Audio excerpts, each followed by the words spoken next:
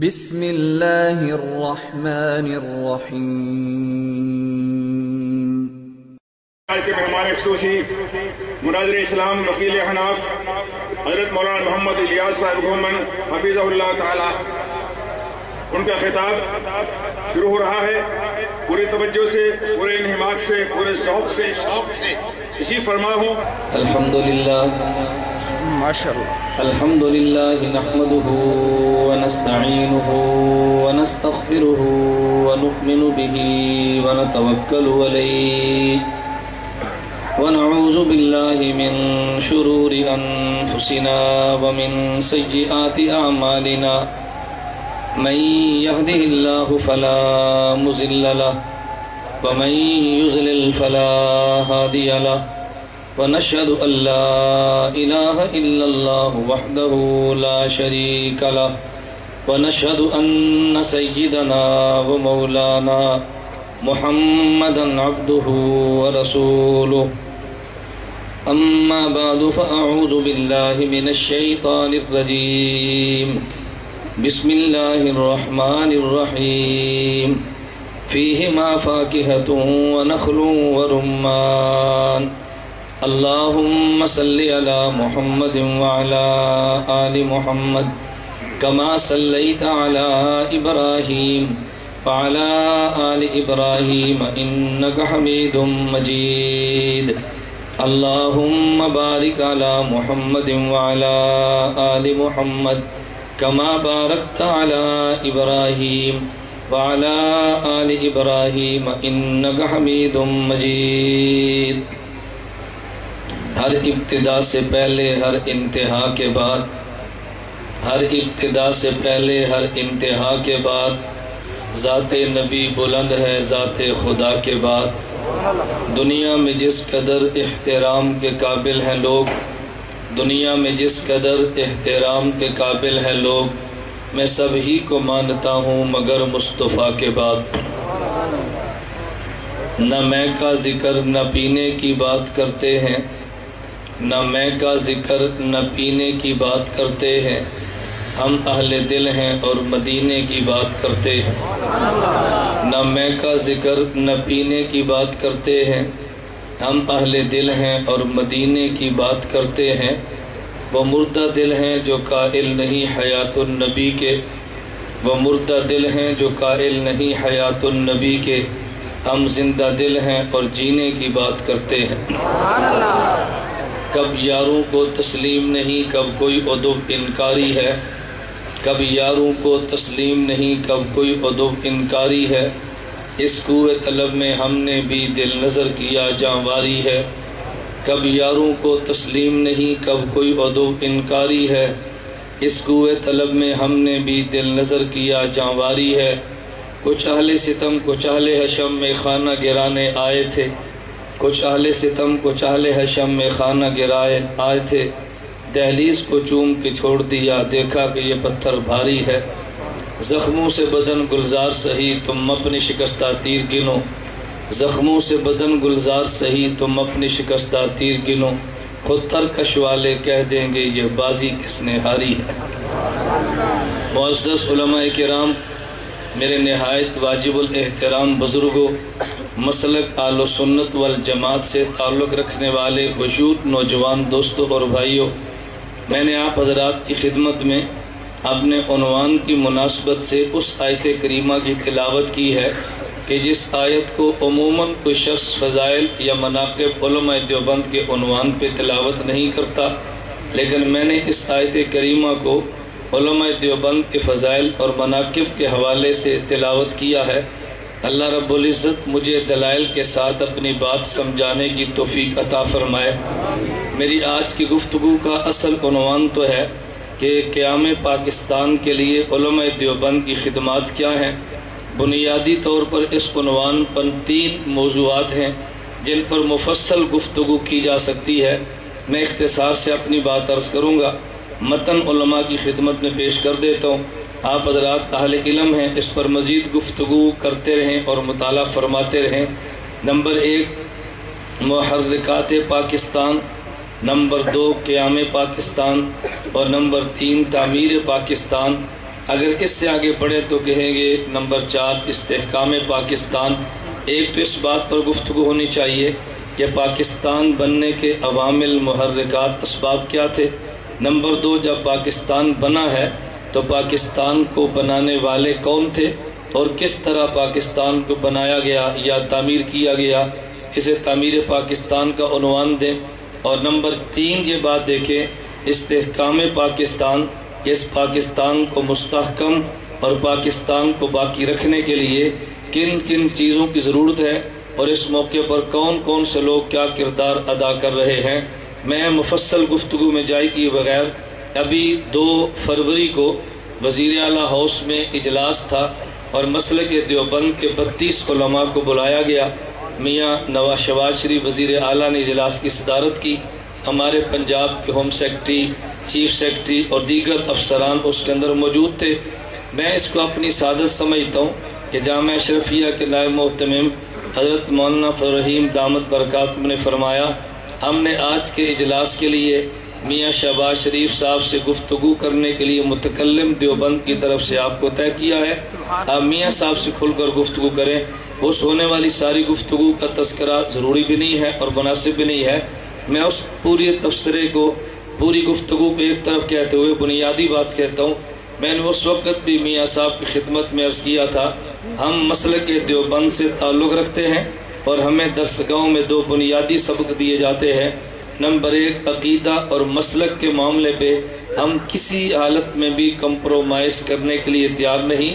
Number 2 ہمارا علمی اور دینی کام ہے اور تمہارے ذمہ ملک کے انتظامی کام ہے۔ دینی امور میں مداخلت کرنے کی بجائے تم ہم سے پوچھو، انتظامی امور میں مداخلت کرنے کے بجائے ہم تم سے پوچھیں، اس سے پنجاب کا نظام چلتا رہے گا۔ یہ وہ 2 لفظی رائے تھی کہ جس میں ہمارے وزیر اعلیٰ صاحب ماننے پر تیار ہوئے۔ انہوں نے کہا میں ان دونوں باتوں کی تائید کرتا ہوں، ہمارے پاس علم اور دین نہیں ہے، انتظامی امور تمہارے پاس نہیں، اس کی قیادت ہمارے پاس ہے۔ میں نے کہا انتظامی امور تم سنبھال لیں اور شرعی اور دینی امور ہم سنبھال لیتے ہیں، دونوں مل کر کام کریں گے تو ملک میں خصوصاً پنجاب میں نہ فرقہ واریت ہوگی اور نہ ہی پنجاب میں علماء کو تم سے اور تمہیں علماء سے گلہ ہوگا۔ خیر میں گزارش کر رہا تھا ہر عنوان پہ ہم نے بحمد اللہ تعالی جب ضرورت پیش آئی تو علماء دیوبند نے حق ادا کیا ہے۔ میں آج کی مجلس میں آپ کی خدمت میں اگر سارے محرکات پاکستان کا تذکرہ کروں تو بات بہت لمبی ہوگی، میں بڑے اختصار سے بات کرتا ہوں۔ اللہ رب العزت مجھے بات سمجھانے کی توفیق عطا فرمائے۔ 1000 سال تک بلا شرکت غیر ہندوستان پر اسلامی حکومت رہی ہے، اس کا دنیا کی کافر تاریخ بھی انکار نہیں کر سکتی، لیکن جب مسلسل ہندوستان میں خارجی اور داخلی حالات ایسے پیدا کر دیے گئے کہ مسلمان کی حکومت کو ختم کر دیا جائے، خلافت کے وجود کو مٹا دیا جائے، کیونکہ دشمن سمجھتا ہے اگر مسلمانوں میں خلافت رہی اور جس درجے کی بھی رہی مسلمان کو مٹانا بہت مشکل ہے۔ اس کے لیے میں تفصیل میں جائے بغیر صرف ایک واقعہ عرض کرتا ہوں۔ کہتے ہیں ایک مرتبہ کورٹ مارشل کے لیے انگریز کا ایک میجر تھا، وہ جیل میں گیا اور تاریخ پاکستان کا کردار ادا کرنے والے، میں ذرا پہلے کی تاریخ کی بات کرتا ہوں جب پاکستان کا کوئی نام لینے کے لیے تیار بھی نہیں تھا، اس دور کی بات، ایک عالم جیل میں تھے، اس عالم نے پوچھا اس انگریز کے اس میجر سے جو کورٹ مارشل کے لیے جیل میں گیا ہوا تھا کہ تمہیں مسلمانوں سے بنیادی خوف کیا ہے، کیا تم بتا سکتے ہو؟ ان کے نماز سے، ان کے روزے سے، ان کے دین سے تمہیں تکلیف کیا ہے؟ اس انگریز میجر نے کہا میں دیانتداری کے ساتھ یہ بات کہتا ہوں، ہمیں سب سے زیادہ مسلمانوں کے 2 امور سے ڈر لگتا ہے۔ نمبر 1 جیسی کیسی ہو خلافت، نمبر 2 جیسا کیسا ہو جہاد۔ یہ 2 چیزیں اگر ان میں موجود رہی تو دنیا بھر کے مسلمان کو زیر کرنا مشکل ہے، اس لیے ہم نے زد ان کے جہاد پر بھی لگائی ہے اور زد ان کی خلافت پر بھی لگائی ہے، اور تم علماء وہ ہو کہ جو اس خطے میں جہاد کی بات بھی کرتے ہو اور اس خطے میں خلافت کی بات بھی کرتے ہو۔ یہ 2 چیزیں جن سے ہمیں بہت خوف لگتا ہے، تو جو کہ خلافت جب انہیں ختم کی ہے، میں بڑے اختصار سے میں نے گزارش کی بات کر رہا ہوں، پھر ہمارے اکابر اللہ ان کی قبر پہ کروڑوں رحمت نازل فرمائے۔ ہمارے بر صغیر میں سب سے پہلے تحریک آزادی کے لیے یا اس وقت کے نظام کے مد مقابل جس نے محنت کی ہے اس شخص کا نام امام شاہ ولی اللہ رحمۃ اللہ علیہ ہے۔ فک کل نظام ان نے پیش کیا اور باطل کے خلاف علمی طور پر ٹکرانے کا فیصلہ کیا۔ حضرت کے بیٹے شاہ عبدالعزیز محدث دہلوی رحمۃ اللہ علیہ نے سب سے پہلے دارالحرب اور اس کے ہندوستان کے دارالحرب ہونے کا فتویٰ دیا، اور پھر اس تحریک کو لے کر آگے چلے۔ جیل آئی کاٹی ہے، انگوٹھے کاٹے برداشت کیا ہے، جلا وطن دشمن نے کیا برداشت کیا ہے، ہر تحریک کو برداشت کرتے رہے، لیکن اپنے فتوے پر قائم رہتے ہوئے ان نے جس تحریک کی بنیاد ڈالی تھی اس کو لے کر آگے چلنے والے حضرت سید احمد شہید رحمۃ اللہ علیہ جو اسی خاندان کے تربیت یافتہ ہیں، سید اسماعیل شہید رحمۃ اللہ علیہ جو اسی خاندان کے فرزند ارجمند ہیں، یہ دونوں وہاں سے مسلح تحریک کو لے کر اٹھے ہیں، اور ان کے سامنے بہت بڑے حالات وہ تھے۔ انگریز کا مسئلہ تو بات کا ہے، ان کے ذہن میں تھا کہ بغدادستان کے مسلمان کو سب سے زیادہ اس وقت نقصان اس دور کے سکھ سے تھا۔ ان نے ان کے خلاف علم جہاد بلند کیا، اور جب سید صاحب کا قافلہ چلتا وہ اس مقام پہ پہنچا جہاں پہ آج دارالعلوم دیوبند بنا ہے، یہ دارالعلوم دیوبند کے وجود سے قبل کی باتیں ہیں۔ سید احمد شہید نے فجر کی نماز پڑھی اسی جگہ پہ، اور فجر کی نماز پڑھنے کے بعد فرمانے لگے کہ جس جگہ پہ آج میں نے فجر کی نماز پڑھی ہے مجھے یہاں سے علوم نبوت کے چشمے پھوٹنے کی خوشبو آ رہی ہے، اور یہ وہ جگہ تھی جہاں پہ دارالعلوم دیوبند بنا ہے۔ سید احمد شہید رحمۃ اللہ علیہ صاحب علم بھی تھے اور صاحب کشف بھی تھے، ظاہری علوم ان کے پاس کم تھے، خدا نے باطنی علوم ان کو بہت عطا فرمائے تھے۔ حکیم الامت مولانا اشرف علی تھانوی اللہ ان کی قبر پہ کروڑ رحمت نازل فرمائے، ایک حدیث مبارک کی شرح کرتے ہوئے سید احمد شہید کا واقعہ ان لفظوں میں بیان فرماتے ہیں۔ نبی کریم صلی اللہ علیہ وسلم نے فرمایا من عمل بما علم علمہ اللہ بما لم یعلم، جو شخص اپنے علم پہ عمل کرتا ہے اللہ اس کو وہ علوم بھی عطا فرماتے ہیں جو اس نے کی کتب میں پڑھے نہیں ہوتے۔ اس پہ واقعہ حکیم الامت تھانوی نے بطور تائید کے پیش کیا کہ جب سید احمد شہید اور سید اسماعیل شہید رحمہ اللہ یہ دونوں حضرات ہندوستان سے چلے اور پشاور تک پہنچے ہیں، بعض علماء ہر دور میں کچھ نہ کچھ امراض ہوتے ہیں، سید اسماعیل شہید کے پاس گئے، پوچھا تمہارا نام مولوی اسماعیل ہے؟ فرمایا جی ہاں میرا نام مولوی اسماعیل ہے۔ ان نے چند ایک سوالات کیے، سید اسماعیل شہید نے جواب دیے۔ ان کے ذہن میں یہ تھا یہ لوگ دینی درسگاہوں سے دور ہیں، میدان جہاد کے آدمی ہے، شاید ان کے پاس علم کی دولت نہیں ہوگی، حسد میں آ کے ان کو زج کرنا چاہا، لیکن سید اسماعیل شہید نے جواب دے دیے۔ اب ان کے ذہن میں آیا کہ مولوی اسماعیل تو عالم ہے، چلو سید احمد شہید کے پاس چلو، وہ جو کہ باضابطے کے عالم نہیں ہے تو ممکن ہے ہمارے سوالات کا جواب نہ دے سکے، ان کو زج کریں گے اور اپنے اندر سے اٹھنے والی حسد کی آگ کو بھڑکانے میں مدد ملے گی، جو کہ سید احمد شہید آپ کے علم میں ہونا چاہیے، باضابطہ عالم نہیں تھے، شاہ عبدالعزیز محدث دہلوی کے پاس پڑھتے تھے، کافی کا سبق پڑھ رہے تھے، جب کتاب کھول کو دیکھا حروف نظر نہیں آتے، اپنے استاد سے عرض کرنے لگے حد میں کافیہ کھول کے دیکھتا ہوں مجھے الفاظ نظر نہیں آتے، بنائی تو میری ٹھیک ہے لیکن معاملہ کیا ہے؟ شاہ عبدالعزیز محدث دہلوی فرمانے لگے احمد لگتا ہے خدا نے تو سے علمی کام نہیں تو سے کوئی اور کام لینا ہے، تو کتابوں کو بند کر دے اور جہاد کی تربیت کا آغاز کر دے۔ ان کو کتابوں سے چھڑا کے جہاد پہ لگایا۔ سید احمد شہید رحمۃ اللہ علیہ کے استاد شاہ عبدالعزیز محدث دہلوی نے حضرت تھانوی فرماتے ہیں چونکہ باضابطہ کتب نہیں پڑھی تھی تو ان کے ذہن میں یہ تھا ہم سوالات کریں گے جواب دے نہیں پائیں گے، ان کو زج کرنے کا موقع ملے گا۔ جب یہ سوالات کرنے کے لوگ ان کے سامنے بیٹھے سید احمد شہید رحمۃ اللہ علیہ نے فرمایا کس لیے آئے؟ انہوں نے کہا جی کچھ سوالات کرنے ہمیں جواب چاہیے۔ فرمایا تم سوالات کرو، آئے تو جواب دوں گا۔ انہوں نے سوالات کرنے شروع کیے، کچھ سوالات منقولات کے تھے، کچھ سوال معقولات کے لئے۔ منقولات سے مراد قرآن و حدیث فقہ ہے اور معقولات سے مراد ریاضی حیت اور فلکیات کے سوال تھے۔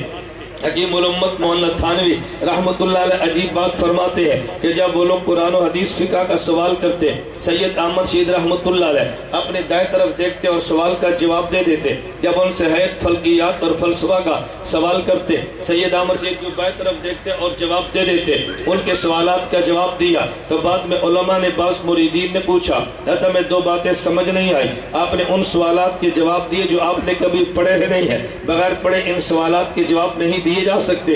نمبر 2 جب آپ قرآن و حدیث فقہ پہ ہونے والے سوال کا جواب دیتے آپ دائیں طرف دیکھتے اور سوال کا جواب دیتے، اور جب آپ فلکیات حیات اور ریاضی کا سوال کا جواب دیتے تو بائیں طرف دیکھتے۔ یہ دو باتیں سمجھ نہیں آئے۔ سید احمد شہید فرمانے لگے کہ جب یہ لوگ میری مجلس میں آئے تو میرے دل میں خیال پیدا ہوا یہ سوال پوچھنے کے لیے نہیں آئے، مجھے ذلیل کرنے کے لیے آئے ہیں، تو میں نے دل ہی دل میں خدا سے دعا مانگی، اللہ میں سید زادہ بھی ہوں، اے اللہ میں مسافر بھی ہوں، اے اللہ میں مجاہد بھی ہوں، مجھے آج ذلیل ہونے سے بچا لینا۔ علم تو میرے پاس ظاہری کتب کا نہیں ہے، یہ مجھے آزمانا چاہتے ہیں، اللہ سے مجھے بچا لینا۔ جب میں نے دل ہی دل میں دعا مانگی ہے میرے اللہ نے مدد یہ فرمائے، جب قرآن و حدیث فقہ کا سوال کرتے اللہ میری دائیں طرف اللہ میری دائیں طرف اللہ میرے دائیں طرف امام غزالی کی روح کو حاضر کر دیتے، میں ان سے جواب سن کے انہیں دے دیتا۔ جب یہ معقولات کا سوال کرتے ابن سینا کی روح کو بائیں طرف حاضر کرتے، میں ان کے سن کے ان کو جواب دے دیتا۔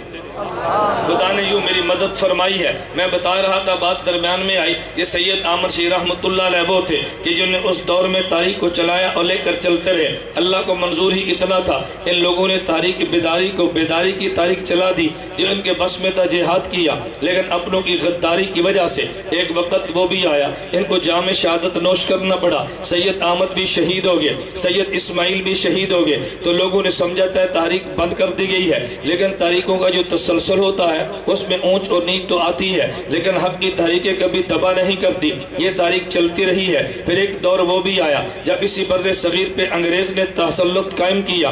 ہندوستان اور پاکستان یہ تو بعد میں الگ ہوئے، دونوں کو ہند کہا جاتا تھا، ان پہ انہوں نے تسلط اپنا آزما لیا، ہر قسم کے حربے استعمال کیے۔ ہمارے اکابر علماء نے اس بات پہ مشورہ کیا انگریز کا مقابلہ کیسے کرنا چاہیے، اس بات پہ مشورہ مکمل ہوا ہمیں ان کا مقابلہ یوں کرنا چاہیے کہ جہاد کے ساتھ مقابلہ کریں۔ اللہ نے ہمیں طاقت عطا فرمائی ہے، ہمیں مسلح جہاد کرنا چاہیے۔ تھانہ بھون میں اجلاس ہوا، اجلاس کی صدارت کرنے والے سید الطائفہ حاجی امداد اللہ مہاجر مکی رحمۃ اللہ علیہ تھے، اور اجلاس کے شرکا میں مولانا رشید احمد گنگوہی ہے، مولانا قاسم ننوتوی ہے، حافظ آمن شہید رحمۃ اللہ علیہ ہے۔ بات چل پڑی، کسی نے کہا جی انگریز کے خلاف جہاد نہ کرنا، وہ بہت طاقت والا ہے، اگر ہم ان کے مقابلے میں نکلیں گے تو مارے جائیں گے، خودکشی کے مترادف ہوگا۔ مولانا قاسم ننوتوی فرمانے لگے بھئی تم آج کی طاقت دیکھتے ہو، نبی کی میدان بدر کی طاقت دیکھو، ادھر 1000 کافر مسلح تھا، ادھر 313 خالی تھے، کیا ہمارے پاس اتنی کم طاقت ہے؟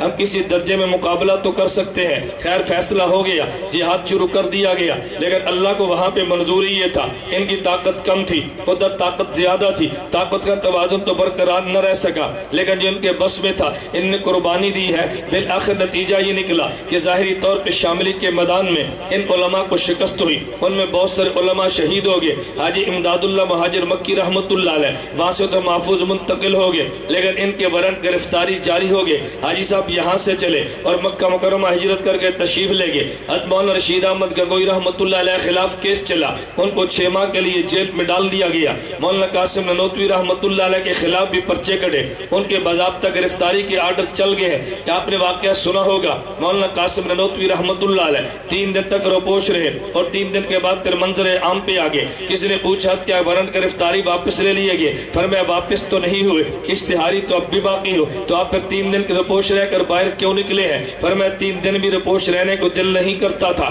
لیکن میں نے جب پیغمبر کی زندگی پڑھی ہے، جب کفر نے ان کے خلاف اعلان کیا تھا جو نبی کا زندہ علیہ باللہ یا حضور مبارک کا سر لائے گا اس کو 100 اونٹ انعام میں دیا جائے گا۔ حضرت ابوبکر صدیق کے لیے بھی انعام یہ مقرر ہوا۔ میرے نبی جب وہاں سے چلے ہیں تو راستے میں غار میں حضور چھپے تو 3 دن سے زیادہ نبی کے روپوش رہنے کی اس سے زیادہ مدت ملتی نہیں ہے، تو میں نے اتباع سنت میں 3 دن روپوشی اختیار کی ہے، اس سے زیادہ نبوت سے ثابت نہیں تھا، تو میں نے زیادہ روپوش رہنا پسند بھی نہیں کیا۔ اس لیے مولانا قاسم ننوتوی رحمۃ اللہ علیہ پھر میدان میں نکلے ہیں۔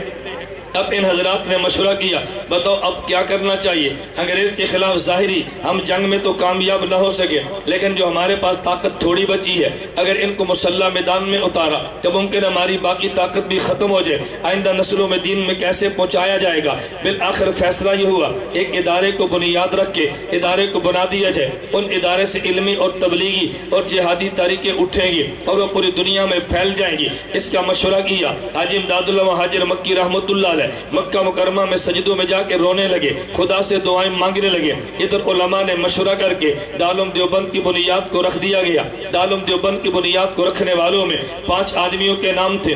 اس کے لیے میں نے قرآن کریم کی جو آیت پڑھی ہے اس کا تعلق ذرا ان سے جوڑ کے میں کہتا ہوں۔ ان میں 5 علماء موجود تھے۔ نمبر 1 اینٹ رکھی ہے مولانا رشید احمد گنگوہی نے، اور 1 اینٹ رکھی ہے مولانا محمد قاسم نانوتوی رحمۃ اللہ علیہ نے، اور تیسری اینٹ رکھی ہے حضرت حافظ رفیع الدین صاحب نے، چوتھی اینٹ رکھی ہے محدث احمد علی سہارنپوری نے، اور 5ویں اینٹ رکھی ہے عابد حسین صاحب نے۔ یہ 5 اینٹیں رکھنے والے تھے۔ میں نے جو آیت کریم پڑھی ہے اس آیت کا تعلق کیا ہے ذرا اس بات کو سمجھے۔ میں بتانا یہ چاہتا ہوں اردو زبان میں ایک لفظ چلتا ہے جسے نیک فالی کہتے ہیں، اس کو عربی زبان میں تفاعل کہتے ہیں۔ تفاعل اور نیک فالی کا مطلب کیا ہے؟ آپ کا بیٹا پیدا ہوا، آپ نے بیٹے کا نام اسد رکھا۔ کوئی بندہ کہتا ہے بھی آپ نے اسد نام کیوں رکھا ہے؟ اسد تو شیر کو کہتے ہیں۔ تو ہمارے یہاں انسان پیدا ہوا تو ہم نے اس کا نام شیر کیوں رکھا؟ آپ کہتے ہیں چونکہ شیر دلیر ہوتا ہے تو میں نے نام شیر اس لیے رکھا تھا کہ میرا بیٹا بھی دلیر ہو۔ اسے عربی میں تفاعل، اردو میں نیک فالی کہتے ہیں، اور اس کی روایات میں مثالیں بھی ملتی ہے۔ جناب علی المرتضیٰ رضی اللہ عنہ کا بیٹا پیدا ہوا، امام الانبیاء نے پوچھا علی بیٹے کا نام کیا رکھا ہے؟ کہ حضور میں نے بیٹے کا نام حرب رکھا ہے۔ فرمایا حرب تو جنگ کو کہتے ہیں، تم حرب کی بجائے بیٹے کا نام حسن رکھو تاکہ جنگجو بننے کی بجائے صلحجو بنے۔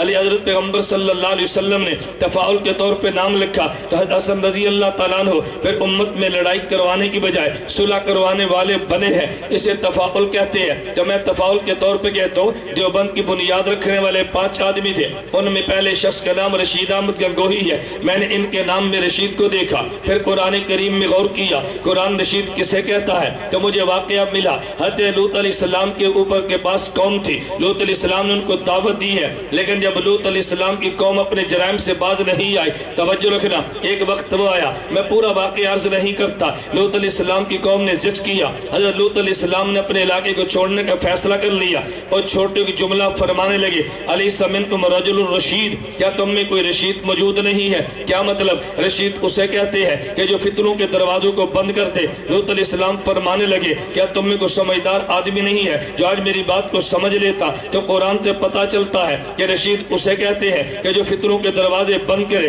تو دیوبند کی پہلی اینٹ رشید احمد گنگوہی نے رکھی ہے جس نے فتنوں کے دروازے بند کیے ہیں۔ میں نے دوسرے بندے کو دیکھا تو نام قاسم نانوتوی ہے۔ میں نے دیکھا کہ قاسم کو نیک فال میں کیا لو، صحیح بخاری مجھے حدیث ملی ہے، نبی کریم صلی اللہ علیہ وسلم نے فرمایا انما انا قاسم واللہ یعطی، اللہ عطا فرمانے والے ہیں اور میں محمد تقسیم کرنے والا ہوں۔ اس سے مراد دنیا کی دولت نہیں ہے، اللہ علم و عمل عطا کرتے ہیں، میرا نبی علم و عمل تقسیم کرتا ہے، اللہ عطا فرمانے والے، نبی علوم کو تقسیم کرنے والے۔ تو میں نے مولانا قاسم نانوتوی رحمۃ اللہ علیہ کو پڑھ کے دیکھا ہے، علوم نبوت کو جس طرح مولانا قاسم نانوتوی دنیا میں عام کیا ہے اس کی دنیا میں مثال نہیں ملتی۔ علوم نبوت کو تقسیم کرنے والا یہ قاسم نانوتوی ہے، بلکہ آپ حیران ہوں گے، ممکن ہے بعض بندے اس بات کو سمجھ بھی نہ پائیں اور بعض اس بات کو سمجھ ہے۔ مولانا قاسم نانوتوی رحمۃ اللہ علیہ طالب علمی کا زمانہ ہے، اپنے پیر حضرت سید الطائفہ حاجی امداد اللہ مہاجر مکی سے بیعت ہوئے، لیکن کبھی خط نہیں لکھتے تھے۔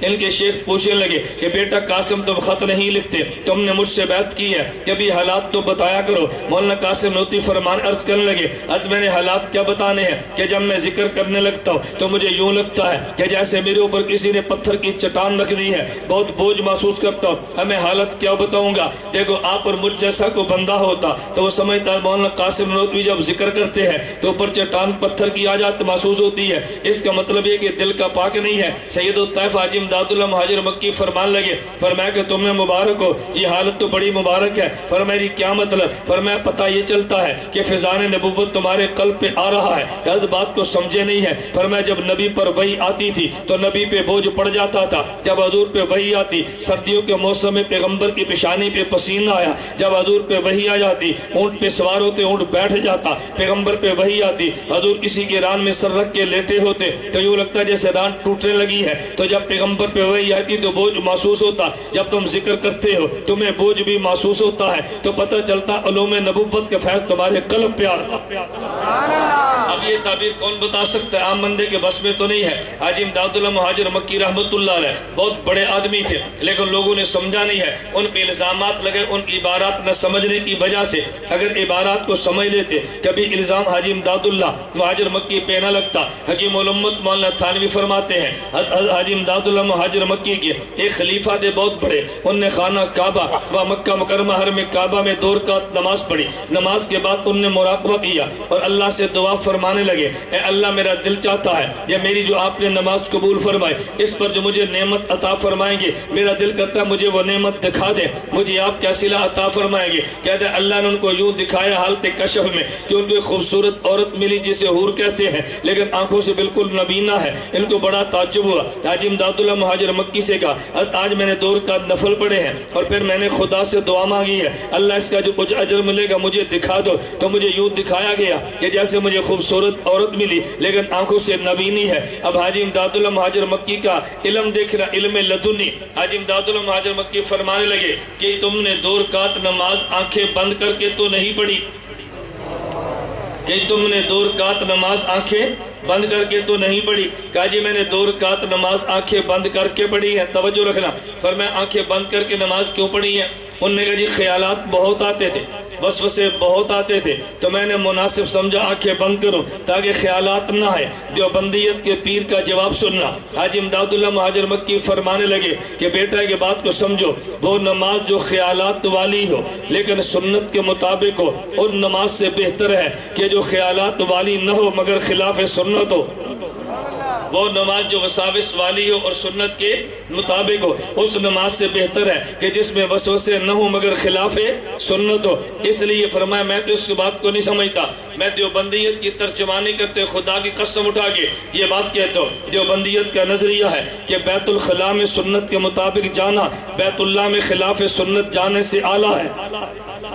بیت الخلاء سنت کے مطابق جانا بیت اللہ خلاف سنت جانے سے اعلیٰ ہے۔ اگر آپ بیت الخلاء سنت کے مطابق جاؤ تو اجر ملے گا، اور بیت اللہ میں خلاف سنت جاؤ تو پھر گناہ ملے گا۔ تو یا سنت زندہ کرنے پہ اجر ملا و سنت کو توڑنے پہ گناہ ملا ہے۔ تم نے دیوبند کو کبھی سنا نہیں ہے تو بندے کو گلہ اور شکوہ ہو جانا فطری بات ہے۔ اس لیے میں کبھی ایک جملہ کہا کرتا ہوں کہ تم نے دیوبند کو سنا ہے، تم نے دیوبند کے بارے میں نہیں سنا۔ جب بندہ کسی کو سنتا ہے تو ذہن اور ہوتا ہے، اور جب کسی کے بارے میں سنتا ہے تو ذہن اور ہوتا ہے۔ خیر حاجی امداد اللہ مہاجر مکی رحمت اللہ علیہ کے ان تربیت شدہ لوگوں میں سے میں تذکرہ کر رہا تھا۔ تیسرا بندہ جس نے دارالعلوم دیوبند میں اینٹ رکھی ہے اس کا نام احمد علی سہارنپوری ہے۔ میں نے احمد کو قرآن میں دیکھا، حضرت علی کو حدیث میں دیکھا، تو میں نے تفاعلاً یہ بات کہہ دی ہے۔ حضرت عیسیٰ علیہ السلام نے بشارت دی، فرمایا میرے بعد جو نبی آنے والا ہے اس نبی کا نام احمد ہوگا۔ کیا معنی احمد بشارت دینے والے کو کہتے ہیں؟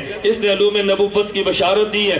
آج صحیح بخاری جو تیرے ملک میں ملتی ہے اس پہ حاشیہ محدث احمد علی سہارنپوری کا ہے، اس پہ حاشیہ حضرت محدث احمد علی سہارنپوری کا ہے، اٹھا کے دیکھ لے نہ ان کے نام میں علی دیکھا ہے۔ میں نے علی کے بارے میں حدیث میں پڑھا تو نبی پاک صلی اللہ علیہ وسلم فرماتے ہیں الکامل ابن عدی میں حدیث موجود ہے، فرمایا انا مدینۃ العلم والی بابھا، مجھے شہر علم کہتے ہیں، علی کو شہر علم کا دروازہ کہتے ہیں۔ تو پتہ یہ چلا میرا نبی مدینہ میں اہل علم ہے، اہل علم کا شہر ہے، لیکن یہ دارالعلوم دیوبند اس اہل علم کا دروازہ ثابت ہوا ہے۔ دارالعلوم دیوبند سے علوم وہ آئے ہیں جو دنیا میں بالکل پھیل گئے ہیں، اس کا کوئی بندہ انکار کر نہیں سکتا۔ دیوبند سے پڑھ کے دیوبند کو گالیاں دینا میں اس کی بات تو نہیں کرتا، لیکن دیوبند کے علمی قد کاٹ کا کون انکار کرنے والا ہے؟ میں کہتا ہوں نمبر 4 اس میں لگانے، اس پہ اینٹ رکھنے والے کا نام رفیع الدین ہے۔ رفیع کے بارے میں نے قرآن کریم میں دیکھا، قرآن کہتا ہے یرفع اللہ الذین آمنوا منکم، کہ جن کو خدا علم اور ایمان دیتا ہے اللہ ان کے درجات کو بھی بلند کرتا ہے۔ جس کو یہاں سے ایمان و علم ملا ہے وہ دنیا میں بلند ہو، آخرت میں بلند ہوگا۔ ان میں 5ویں بندے کا نام دیکھا، عابد حسین ملتا ہے، تو میں نے عابد کے بارے میں قرآن کو دیکھا۔ قرآن کہتا ہے یا ایت النفس المطمئنہ ارجعی الی ربک راضیۃ مرضیہ فادخلی فی عبادی وادخلی جنتی، اگر میری جنت میں جانا ہے تو پہلے میرے بندوں میں آؤ۔ جو بند والے عباد الرحمن ہے یہ تجھے جنت کا راستہ دکھا رہے ہیں۔ ان کے نام میں نے حسین دیکھا تو دیوبندیت والے حسینی ہے، یزیدی نہیں ہے۔ جو یزیدی ہو دیوبند والا نہیں ہے، جو حسینی ہو دیوبند والا ہے۔ پھر میں نے دیوبند کو دیکھا ہے، اس میں پہلا جو طالب علم آیا اس کا نام بھی محمود ہے، جو پڑھانے کے لیے بیٹھا اس کا نام بھی محمود ہے۔ میں نے حدیث مبارک کو دیکھا، اللہ کے نبی نے فرمایا کہ تم میرے لیے دعا مانگا کرو، اللہ مجھے قیامت کو مقام محمود عطا فرما دے۔ میں نے حدیث مبارک میں پڑھا نبی کی ہاتھ میں لواء الحمد ہوگا، پیغمبر کے نام لباس پرچم کے نیچے ہوگے، تو دیوبند میں پہلا شاگرد بھی محمود ہے، پہلا استاد بھی محمود ہے۔ نبی کو جو قیامت کے دن مقام ملے گا اس کا نام بھی مقام محمود ہے۔ پتہ چلا محمود دونوں جو مل کر بات کرتے ہیں،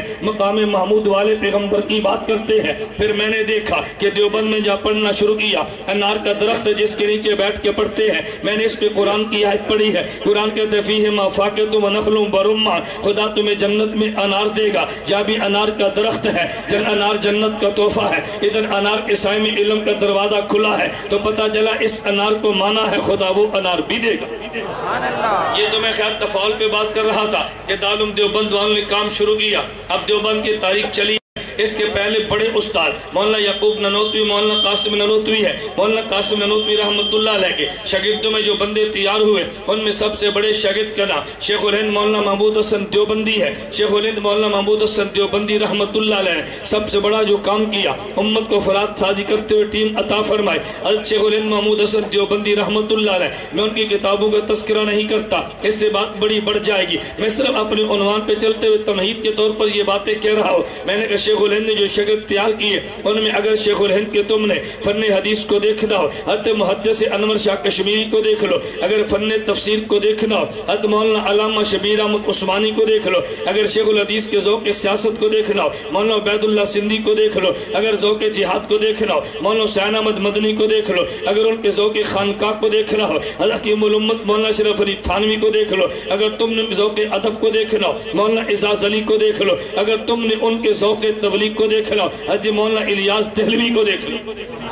جس سے شیخ الہند نے شاگرد تیار کی ہے، اور یہ پھر یہ شاگرد میدان میں نکلے ہیں اور کن حالات میں نکلے ہیں۔ اب ذرا توجہ رکھنا، آپ تاریخ اٹھا کے دیکھیں، یہ جو شاملی کے میدان میں جنگ لڑی گئی ہے، شاملی کے میدان میں 1857 میں جنگ آزادی لڑی گئی، ان کو دشمن جنگ غدر کہتا ہے، ہم اس کو جنگ غدر نہیں جہاد کہتے ہیں۔ یہ جنگ لڑی گئی، اب مشاورت کے بعد جو مدرسہ بنا، اس مدرسے کو دیکھ لو، 1867 کو مدرسہ بنا ہے، دارالعلوم دیوبند کی بنیاد چلی ہے، یہ آگے کام چلتا رہا۔ پھر ہم نے ہندوستان کے جب ماحول کو پڑھا ہے، ایک کام ہندوؤں نے شروع کیا، انہوں نے یہ پالیسی بنائی ایک جماعت بنا دو، جماعت کا نام نیشنل انڈیا کانگریس رکھا ہے، یہ 1884 میں بنی ہے اور انگریز سے جماعت بنوائی ہے۔ اسے یہ بتایا گیا ہم یہ چاہتے ہیں کہ انگریز کے نظام کو مضبوط کیا جائے، جو تمہاری کمی ہے اس کی تمہیں ہم اطلاع دیں تاکہ تمہارا نظام ٹھیک چلے، یہ جماعت بنا دو۔ انگریز سے جماعت بنائی ہے، اس میں مسلمانوں کو بھی شامل کر لیا گیا اور یہ تاثر دیا گیا کہ ہم بین الاقوامی سطح پہ ایسی جماعت بناتے ہیں جس میں ساری قوموں کو تحفظ دیں گے۔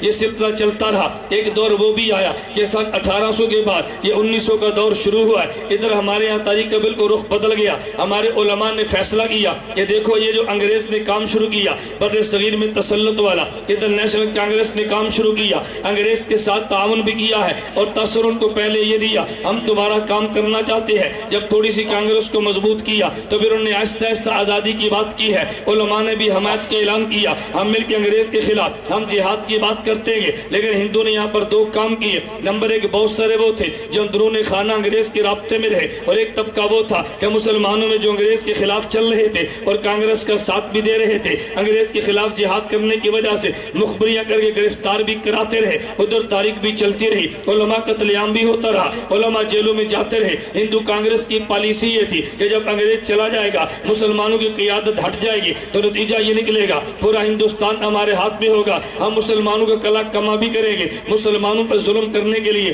جو پالیسیاں ان نے بنائی ہیں، میں ان کو ترک کرتے ہوئے بات آگے چلاتا ہوں۔ ادھر ہمارے علماء کے ذہن میں ایک بالکل نیا مسئلہ پیش آ گیا، ان میں سر فہرست نام حکیم الامت مولانا اشرف علی تھانوی کا ہے رحمت اللہ علیہ۔ مولانا اشرف علی تھانوی رحمت اللہ علیہ سوچنے لگے ادھر کانگریس بنی ہے، قائد اعظم محمد علی جنابی کانگریس میں تھے، لیکن جب انہوں نے محسوس کیا کہ یہ کانگریس مسلمانوں کے لیے مفید نہیں ہے، محمد علی جناح نے بھی کانگریس سے علیحدہ کیا. جب یہ علیحدہ ہو گئے تاریخ چلانے لگے. حکیم الامت مولانا اشرف علی تھانوی نے چند ایک اکابر کو جمع کیا جن میں سرفرست مولانا شبیر علی اور حضرت شبیر علی تھانوی، مولانا شبیر احمد عثمانی، مولانا ظفر احمد عثمانی ہے. فرمایا بھی مجھے یوں لگتا ہے اب دو دڑوں میں مسلمان بٹ جائیں گے. ایک دڑا وہ ہوگا جو کانگریس کا ساتھ دے گا اور ایک بہت بڑا دڑا ہوگا جو الگ مملکت کے قیام کی بات کرے گا. لیکن مجھے لگتا یوں ہے کہ انشاءاللہ الگ ملک تو بننا ہے. حضرت حکیم الامت مولانا اشرف علی تھانوی فرمانے لگے اب میرا دل یہ چاہتا ہے میں تمہیں ایک رائے دیتا ہوں، ہمیں نمبر ایک تو ایسے الگ ملک کی بات کرنی چاہیے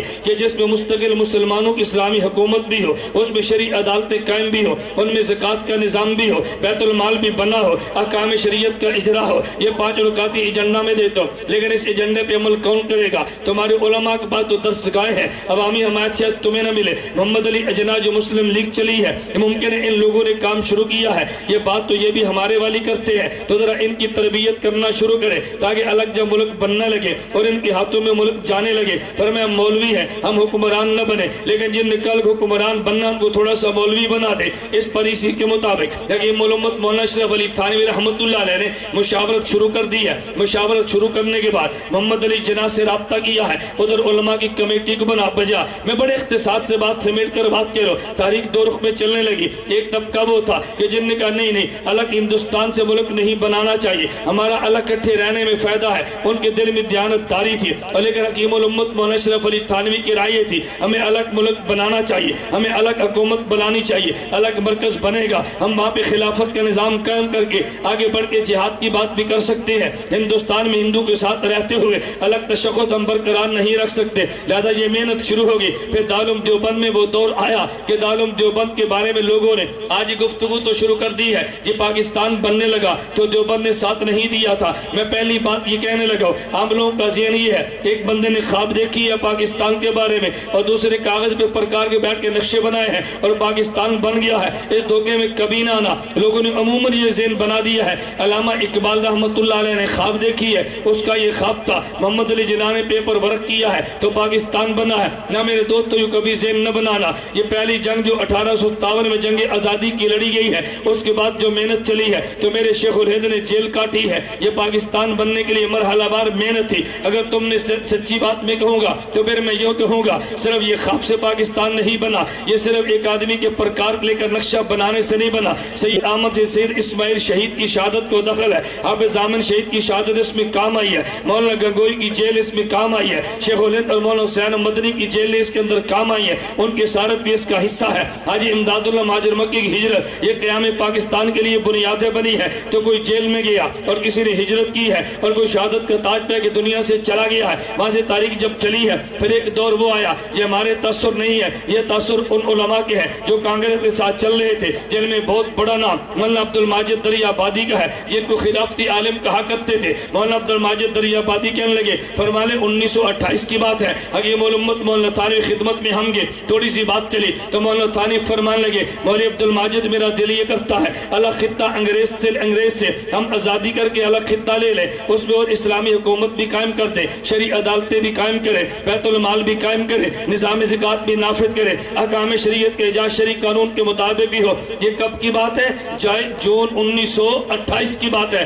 جون 1928 کے اندر یہ مولانا حضرت حاجی حکیم الامت مولانا اشرف علی تھانوی نے بات کی ہے. لیکن لوگ کہتے ہیں نہیں جی یہ سب سے پہلے علامہ اقبال نے تصور پیش کیا. ہم پوچھتے ہیں تصور کب پیش کیا؟ وہ تمہیں تاریخ بتائیں گے کہ جی الہ آباد کے اندر جلسہ تھا اور مسلم لیگ آل انڈیا مسلم لیگ کا اجلاس تھا اور یہ تاریخ بندی 31 دسمبر 1930 کا واقعہ ہے. میں نے کہا عجیب بات یہ ہے 31 دسمبر 1930 تو بعد میں ہے اور جون 1928 تو پہلے ہے. حکیم الامت مولانا اشرف علی تھانوی نے جو تصور علماء کو دیا تھا علامہ اقبال نے اس کو عوام میں پیش کیا ہے. اب یہ تو کہہ سکتے ہیں تصور پاکستان عوام میں اقبال نے پیش کیا، لیکن یہ نہیں کہہ سکتے تصور پاکستان علامہ اقبال نے دیا ہے. تصور پاکستان دینے والے کو حکیم الامت مولانا اشرف علی تھانوی کہتے ہیں اور تصور پاکستان عوام میں بیان کرنے والے کو علامہ اقبال مرحوم کہتے ہیں. میں کہتا ہوں علامہ اقبال کو میں مانتا ہوں، انہوں نے تصور پاکستان عوام کو دیا ہے. حکیم الامت کو تم مانو کہ جنہیں تصور پاکستان علماء اور قیادت کو دیا ہے.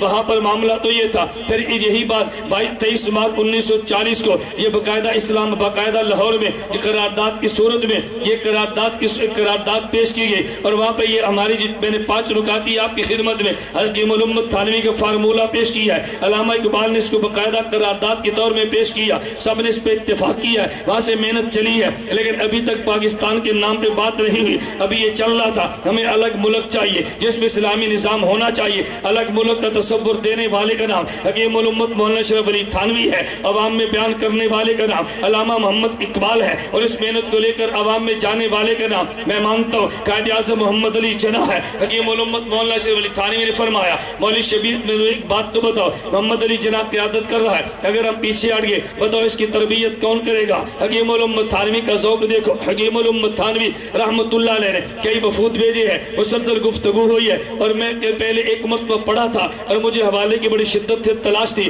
یہ حوالہ مجھے ملے گا کہاں سے؟ بلکہ ہمارا ایک مرتبہ لاہور اجتماع تھا، اور سنی اجتماع کے نام پہ جامعۃ المنظور میں اجتماع تھا، مولانا جانوی صاحب کا بیان بھی اس وقت موجود تھا، مولانا بیٹھے ہوئے تھے، تو میں نے کہا مولانا نے سر پہ جو جناح کیپ پہنی ہے اس کی دلیل کہاں سے ملے گی؟ میں نے کہا شاید تمہیں نہ ملے لیکن تمہاری وکالت کرتے دلیل میں دے دوں گا۔ علماء تعجب کرنے بھی دلیل کیا ہے؟ میں نے کہا جو محمد علی جناح انگلستان سے آیا یہ بالکل سر سے ننگا رہا کرتا، یہ 3 پیس میں یہ 3 پیس سوٹ میں چلتا تھا، حکیم الامت تھانوی کی محنت کی برکت ہے، اس نے شلوار قمیص پہنی ہے، اوپر اس نے شیروانی پہنی ہے، اور سر پہ اس نے جناب کیا پہنی ہے؟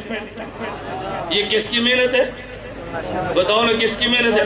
میں کہتا ہوں حکیم الامت اشرف علی تھانوی کی محنت ہے۔ میں نے کافی عرصہ پہلے یہ حوالہ پڑھا مگر میرے ذہن میں نہیں آ رہا تھا، اب میں تذبذب کا شکار تھا، میں نے قیامت پاکستان کے حوالے سے پرسوں سے جتنی کتابیں میرے پاس تھی میں سب نکال کے پڑھتا رہا۔ کبھی مجھے ساتھی تعجب سے پوچھتے ہیں کہ مولانا تم مطالعہ کہاں کرتے ہو، تم نیند کہاں پوری کرتے ہو؟ میں نے کہا گاڑی میں سوتے ہیں، گاڑی میں مطالعہ۔ اب بھی اگلے جلسے کتاب میری گاڑی میں پڑھی ہوگی، سوتے بھی رہیں گے پڑھتے بھی رہیں گے، سوتے بھی رہیں گے پڑھتے بھی رہیں گے۔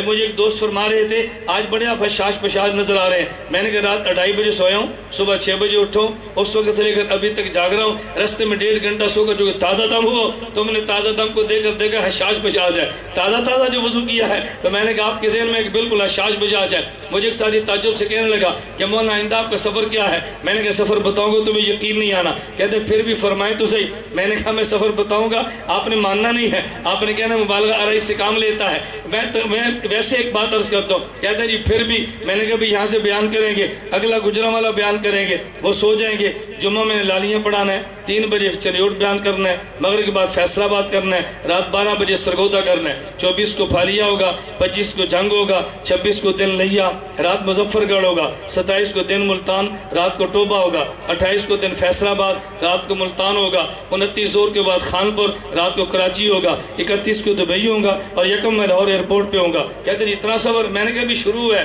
ابھی ختم تھوڑا ہوا ہے۔ یکم کو میں نے بیان زور کے بعد سرگودا کرنا ہے، رات میاں والی ہوں، پھر 2 کو سرگودا، 3 کو سرگودا، 4 کو سرگودا، میں نے کہا کہ 5 کو پھر جلسہ ہے۔ ساتھی تعجب سے کہنے لگے ایک بات میں آپ کو نہیں کہوں گا، تم سب نے ہنسنا ہے، یہ نے کون سی بات شروع کر دی ہے؟ میں نے کہا 25 کو میرا زور کو نکاح ہے، مغرب کو جلسہ ہے، عشاء کو پھر جلسہ ہے۔ کہتا ہے تمہارا؟ میں نے کہا جس دن میرا نکاح اس دن بھی میرے 2 جلسے ہیں، صبح ولیمہ میرے پھر 2 جلسے ہیں۔ کہتے ہیں 7 کو، میں نے کہا 7 کو میرا بیرون ملک کا سفر ہے۔ کہتے ہیں حد ہو گئی، میں نے کہا ہم سید حسین احمد مدنی والے ہیں۔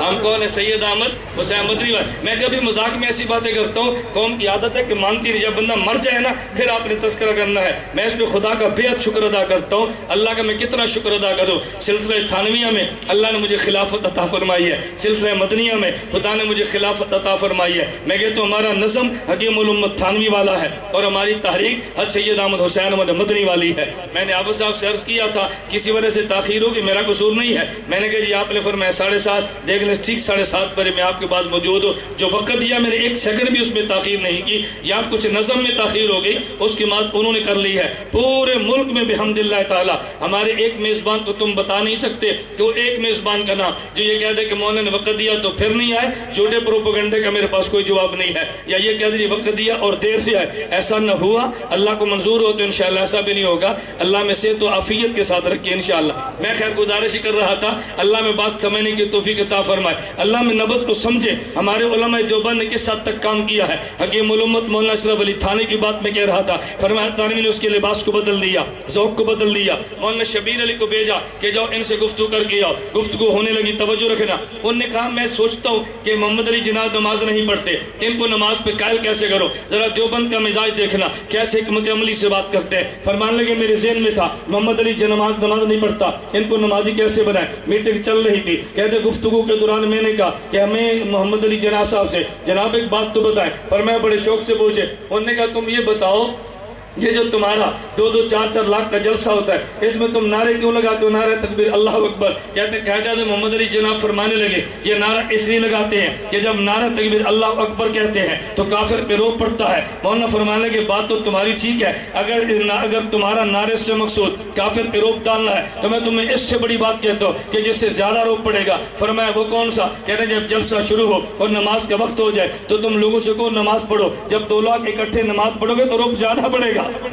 2 لاکھ لوگ اکٹھے ہوں گے تو روب زیادہ پڑے گا۔ محمد علی جناح صاحب فرمانے لگے، انہوں نے کہا مولانا بات تو آپ کی ٹھیک ہے لیکن الجھن یہ ہے اگر اس 2 لاکھ کے مجمع میں نے کسی عالم سے کہا تم نماز پڑھو تو میرے مجمع مختلف فرقے آتے ہیں، ایک فرقے پیچھے دوسرا نماز نہیں پڑھے گا تو یہ چند ٹولیاں پڑ جائیں گی بجائے کفر پہ روب پڑھنے کے، یہ تو معاملہ بدل جائے گا۔ محمد علی جناح بہت ذہین آدمی تھا، انہوں نے کہا تو معاملہ تو بدل جائے گا۔ انہوں نے کہا پھر اور اگر میں نماز پڑھاؤں گا تو میں تو امامت کا حل نہیں ہوں، اس لیے میرے لیے نماز پڑھانی اجتماع عام میں مشکل ہے۔ ادھر بھی مولانا شبیر علی تھانوی حکیم الامت تھانوی کے تربیت یافتہ تھے، وہ فرمانے لگے چلو یہ بات انہوں نے فرمایا میں اگر اس پہ زیادہ بحث کروں گا الجھن پڑ جائے گی، میں نے پہلا پتھر پھینک دیا ہے، دوبارہ پھر بات کرنی تھی۔ میں نے پوچھا مجھے ایک بات فرمائے، چلو مجمع کے لیے آپ کو اشکال نظر آتا ہے لیکن آپ خود اگر نماز اکیلے پڑھے اس میں تو کوئی اعتراض کی بات نہیں ہے نا، پھر تو فرقہ واریت نہیں ہوگی، آپ پہ بھی تو نماز فرض ہے۔ انہوں نے کہا مولانا بالکل آپ ٹھیک فرماتے ہیں، میرا آپ سے وعدہ ہے آئندہ کبھی تو میری نماز چھوٹتی ہوئی نہیں دیکھو گے، میرا تم سے وعدہ ہے کبھی تم میری نماز چھوٹتی نہیں دیکھو گے۔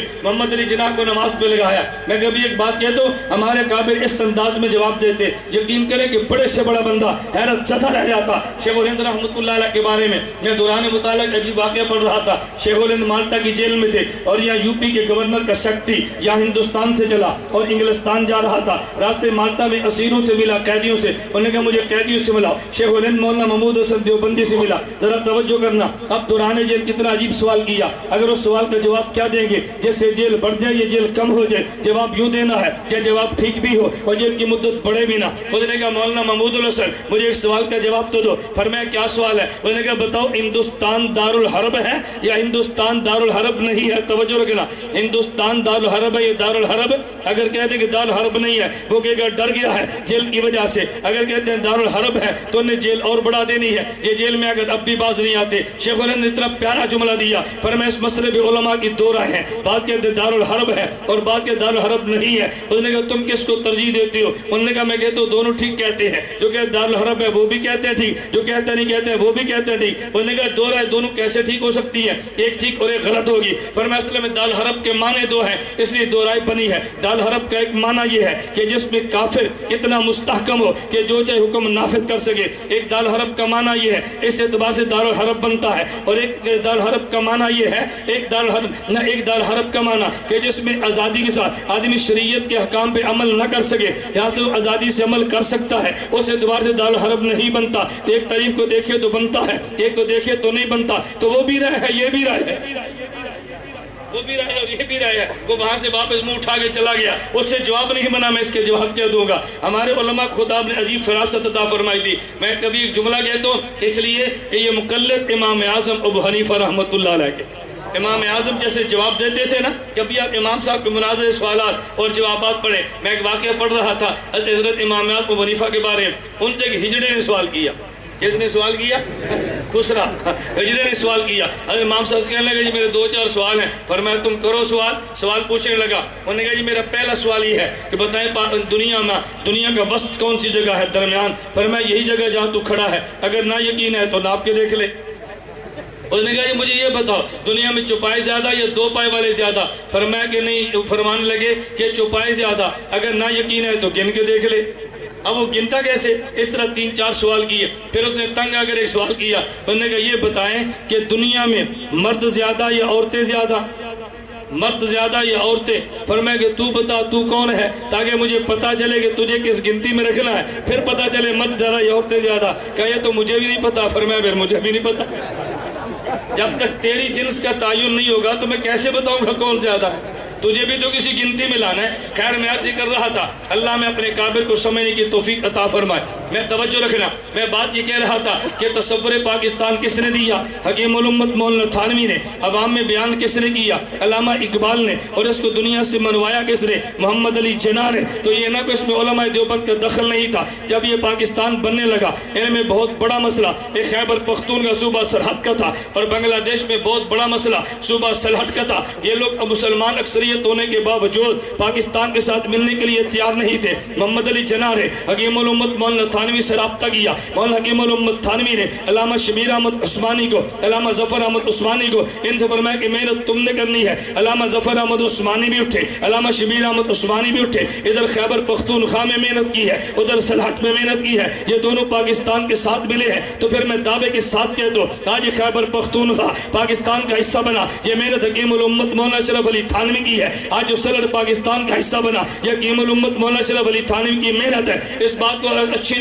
اچھی طرح علامہ اقبال بھی سمجھتے, محمد علی جناح بھی سمجھتے تھے, اس لیے انہیں علماء دیوبند سے تعلق رکھا. میں صرف سمجھا یہ رہا تھا کہ پاکستان کا تصور بھی ہم نے دیا, محنت بھی ہم نے کی ہے. پھر آپ کو تعجب ہوگا کہ جب پاکستان بننے کے قریب آیا اس قدر محمد علی جناح علماء دیوبند سے متاثر تھا کہ جب بھی مسئلہ پیش آتا تھانہ بمن رجوع کرتا, حکیم الامت تھانوی سے رابطہ کرتا, ان کی رائے کو ہمیشہ ترجیح دیا کرتا تھا. مجھے ایک بندہ کہنے لگا تم یہ بات کہتے ہو کہ پاکستان کے قیام میں علماء دیوبند کا بڑا دخل ہے. میں نے کہا میں نے دلائل کے ساتھ بات کی ہے, میں دلائل کے بغیر تو بات نہیں کرتا. اگر تمہیں یقین نہ ہے تو مجھے تو بتا کہ بانی پاکستان کون تھا؟ کہتا ہے محمد علی جناح تھا. میں نے کہا محمد علی جناح سے پوچھ لیتے ہیں کہ تمہارے خیال میں پاکستان کے قیام میں کردار کس کا ہے؟ کہتا ہے چلو جی پوچھ لیتے ہیں. میں نے تاریخ اٹھا کے دیکھو, جب پاکستان بنا ہے ادھر مشرقی پاکستان اسے بنگلہ دیش کہتے ہیں, ادھر یہ مغربی پاکستان, یہ دونوں پاکستان بن گئے تھے. اب یہ بننے لگے ہیں. مسئلہ یہ بنا تھا کہ پاکستان کے پرچم کس نے لہرانا ہے؟ عام بندے سے پرچم کوئی نہیں لہراتا,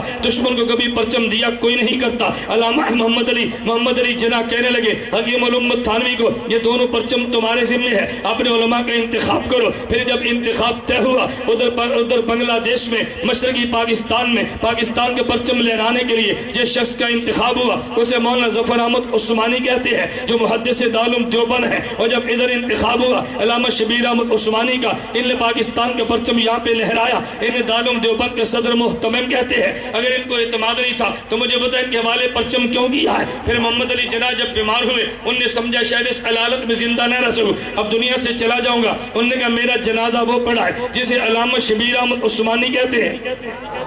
میرا جنازہ علامہ شبیر احمد عثمانی پڑھا ہے. مجھے تو بتا تیرا باپ فوت ہو جائے تو جنازے کے لیے وصیت تیرا والد جو کرے گا اپنے تعلق والے کی یا دشمن کی کرے گا؟ پتہ یہ چلا کہ بانی پاکستان محمد علی جناح کی نگاہ میں اس قدر احترام تھا, پرچم بھی ان سے لہرایا ہے اور اپنا جنازہ بھی ان سے پڑھوایا ہے. جب کئی لوگوں نے کہا او جی محمد علی جناح تو مسلکن شیعہ تھا, میں نے کہا شیعہ گھر میں پیدا ہونا اور بات ہے اور آپسی ہونا اور بات ہے. مجھے کبھی تم پہ بھی تعجب ہوتا ہے تم کیوں پوری محنت دوسرے کے کھاتے میں ڈال دیتے ہو. حکیم الامت تھانوی نے اس کو یوں بدلا ہے, حکیم الامت تھانوی نے یوں بدلا ہے. آپ کتاب پڑھو جاگے, کتاب کا نام ہے تعمیر پاکستان اور علماء ربانی, منشی عبدالرحمن اس میں لکھ رہے ہیں. فرماتے ہیں کہ محمد علی جناح اگرچہ خاندان شیعہ سے تعلق رکھتے تھے لیکن حکیم الامت مولانا تھانوی کی محنت کا نتیجہ تھا. انہیں اس مسئلے کو یوں خیر آباد کہا کہ جو نماز پڑھتے وہ بھی مسلک اہل سنت والجماعت کے مطابق ہی پڑھا کرتے تھے. جب دنیا سے جانے لگے تو جنازے کے لیے بھی سنی عالم مولانا شبیر احمد عثمانی کو فرمایا. جب پاکستان کے پرچم لہرانے لگے تب بھی مولانا شبیر احمد عثمانی اور ظفر احمد عثمانی کو فرمایا.